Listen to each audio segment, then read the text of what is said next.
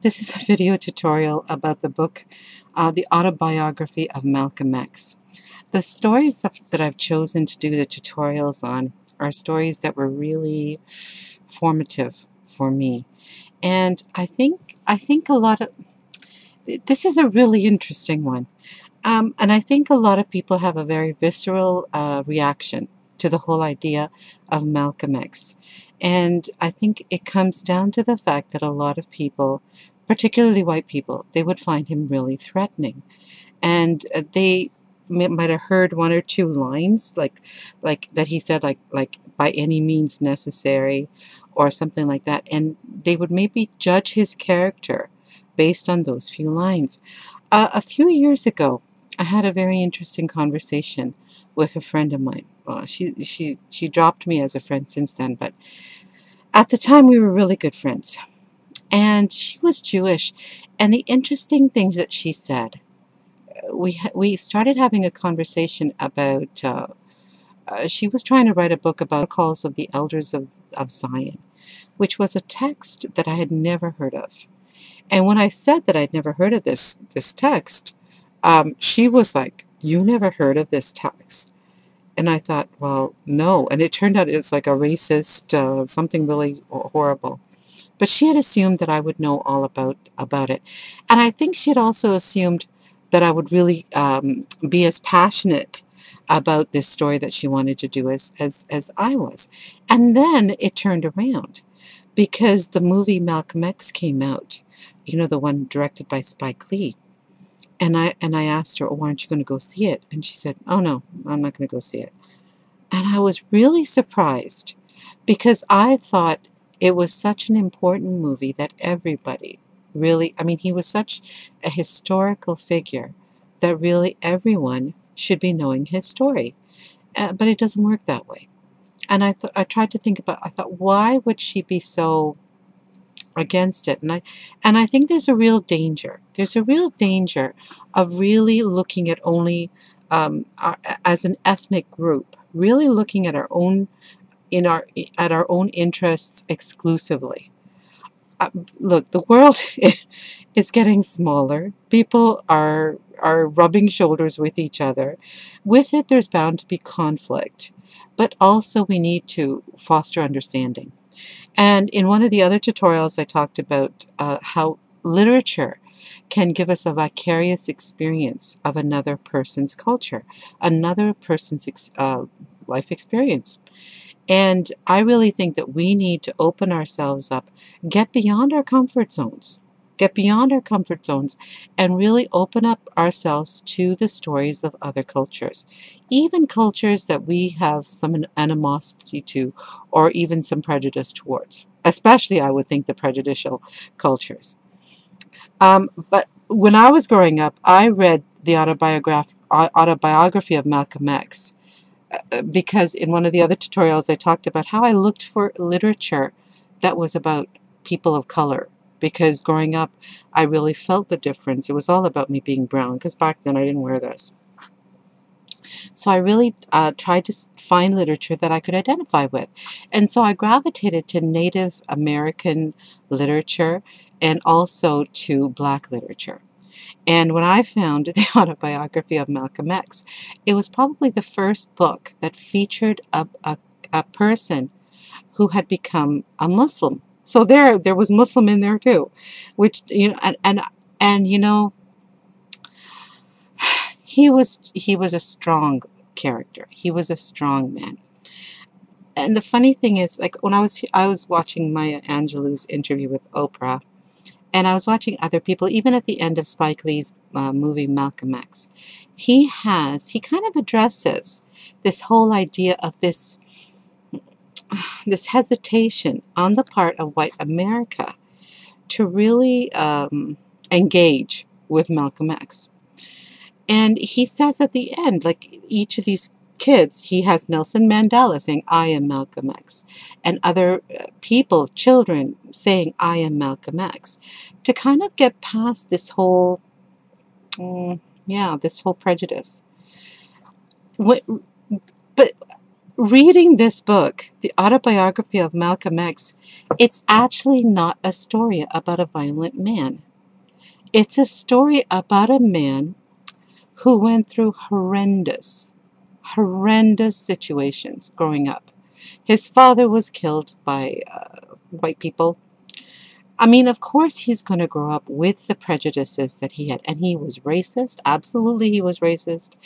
And he gravitated, while he was in jail, he gravitated to Elijah Muhammad, who was this black, kind of a pseudo-Muslim. I mean, I really shouldn't judge, but honestly, his teachings had very little to do with Islam. He took some of the things from Islam and he just kind of repackaged it in a way that would appeal to a lot of African Americans. And Elijah Muhammad, to understand a little bit of the history, Elijah Muhammad actually came from Fraud Muhammad, which is an ironic name. His name was Fraud, and he had even they even changed the creed of Islam in their thing. They were not considered Muslims. I mean, they changed the creed to something like there is only one God, and Elijah Muhammad is one of his messenger or something like that, which is like sacrilegious. So, but the fact that he was teaching, he was trying to preach that the white man was actually the devil.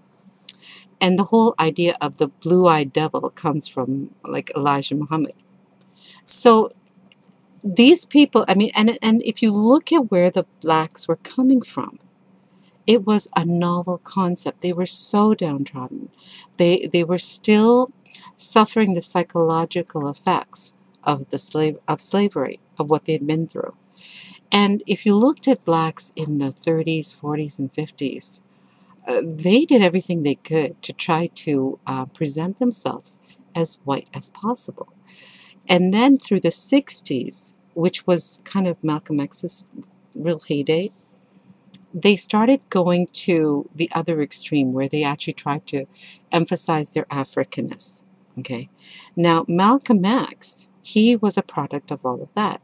So he grew up, in fact, he talks about the section of his life when he was a real hoodlum and he was a real criminal. And going to jail was probably the thing that saved him. It really saved him. And while in jail, he came across the teachings of Elijah Muhammad, and he embraced them wholeheartedly. He embraced them wholeheartedly. Now, you have to also remember that when he was young, Malcolm X was extremely intelligent, but when he told his teacher that he wanted to be a lawyer, the teacher said, "Oh, no, that's not a realistic occupation for a black child." The teacher said, "Oh, you should probably become a carpenter or something like that." And for a child to be told that by their teacher, and this is someone that they kind of respected and looked up to, it would be devastating. I mean, I don't blame him. Like, when you read this book, and the funny thing is, it's written so beautifully. It actually reads like a novel. I am not a big nonfiction reader. Well, I read like a lot of articles and newspaper things and stuff, but I wouldn't say I sit down and I read a nonfiction book very often. But this is one of them that I found gripping. And for especially the boys in the class, it would be a really good choice. It would be a really good choice because of the nonfiction aspect of it. But really, okay, the reason I think it would be a good choice is because it's actually not about a radical man. It's about a man who goes through radicalism. He goes through every aspect of bigotry and racism. As bad as what was perpetrated on him, not quite. He doesn't have the power to do it back to the white people. But the anger is legitimate. It's there. And he's completely justified in it. But it really is a story about a man who traverses that anger. And what a lot of people don't realize is at the end of his life, just before he was assassinated, when Malcolm X went for Hajj. And at this point, he had realized that a lot of Elijah Muhammad, all that stuff was a scam. And he in the movie, it's really poignant when he says to the guy, because people have been telling him, hey, this guy's doing all these things, and he didn't listen. He didn't listen, and finally he does look into it, and when he sees the truth, and Malcolm X loved Elijah Muhammad. This was another man who he looked upon as a father and who had guided him. He loved him, and he had to turn his back, and and in fact, he was expelled from the Nation of Islam, which was probably the best thing that ever happened to him. It must have been incredibly hard, but he was expelled from the Nation of Islam, and that actually allowed him to find his real way. Okay, because I think many aspects of the Nation of Islam were very cult-like, and it was the best thing that could have happened that he was able to distance himself from that. And then he did a remarkable thing. He went for pilgrimage, and at the pilgrimage, Malcolm X talks about how he sat down on Hajj. He sat down with the whitest, bluest-eyed Muslims. I mean, he had thought in his mind that Muslims, like, were brown, and a lot of people think that. But really, Muslims have no race, okay? We're everything. We're white, black, brown, you name it. We're all colors. So he had sat and at the same,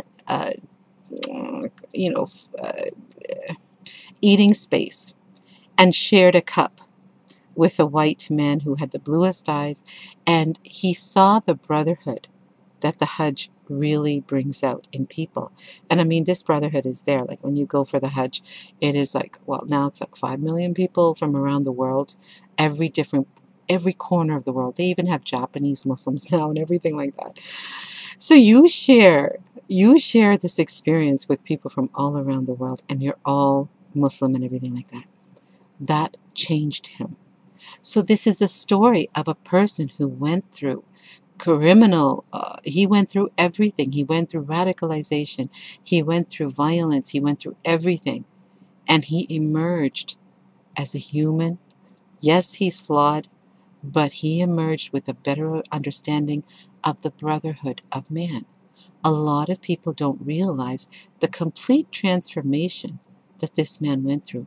And unfortunately, he died very soon after he got back from Hajj. Within a couple of months, he was assassinated. And I guess I find it really intriguing. And I think a lot of white people would find it.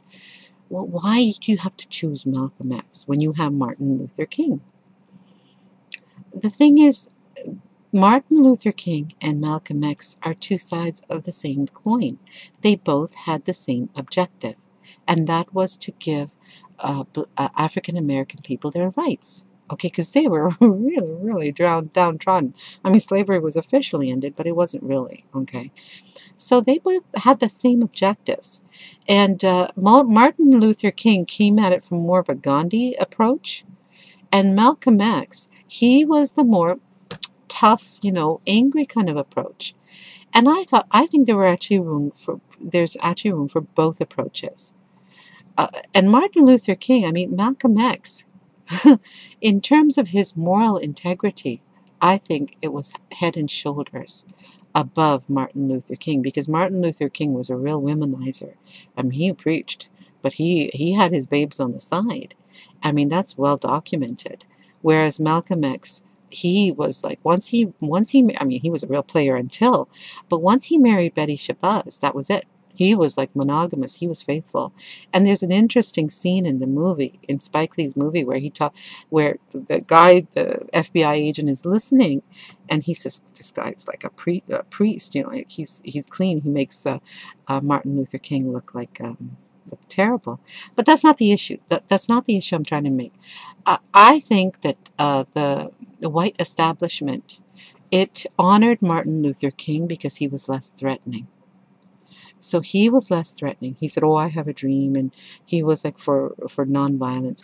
But the thing is that you have to remember that in this situation, I mean, is it really fair that the white establishment has the power, has the arms to do whatever they want to the black minority, the people under its rule? They have the power to do whatever they want, and they are not allowed to rise up and say, no, we will not take this, you know. And they are not allowed to have the guns. They are not allowed to fight back against oppression. They're supposed to turn the other cheek, okay?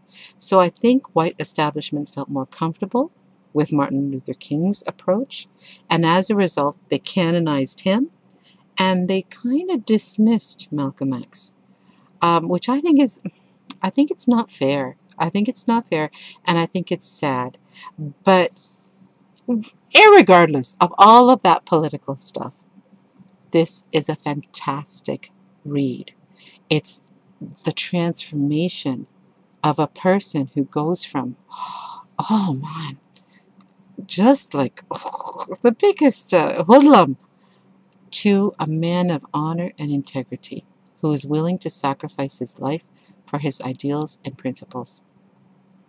It is an amazing book, and I hope that you will consider exposing the students in your classroom to it. I think that it would leave them changed. And again, it would provide so many interesting talking points, so many interesting discussions. You could have debates back and forth about the significance of all the things that happen in the book. Okay, and really, yeah, it's just an amazing story.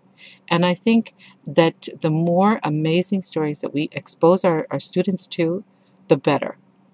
The better. It'll really make them think, and we want them to learn how to think. Thank you for listening to this tutorial. I'm hoping that you will check out the other tutorials. The next one I want to tackle is To Kill a Mockingbird, which is ironic because, yeah, it's ironic because it's a completely different story, but I loved it just as much as I loved Malcolm X, like the autobiography of Malcolm X. So I'll be talking about To Kill a Mockingbird, probably the next one. We'll see.